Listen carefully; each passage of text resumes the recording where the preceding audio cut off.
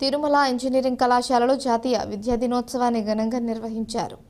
ఈ కార్యక్రమానికి ముఖ్య అతిథిగా కళాశాల founder principal doctor Y V Narayana పాల్గొని మన దేశ మొట్టమొదటి విద్యాశాఖ మంత్రిగా పనిచేసినటువంటి కీర్తిశేషులు మౌలానా అబ్దుల్ కలాం ఆజాద్ గారి జన్మదినాన్ని జాతీయ విద్యా దినోత్సవంగా జరుపుకుంటున్నామని, భారతదేశ విద్యా వ్యవస్థను మెరుగుపరచడానికి, మన దేశంలో అక్షరాస్యత శాతాన్ని పెంపొందించడానికి ఈయన ఎంతగానో కృషి చేశారని చెప్పారు. ఈ కార్యక్రమానికి కళాశాల సెక్రటరీ మరియు కరెస్పాండెంట్ రావెల సత్యనారాయణ మరియు అన్ని విభాగాధిపతులు, అధ్యాపకేతర సిబ్బంది, విద్యార్థులు పాల్గొని జయప్రదం చేశారు.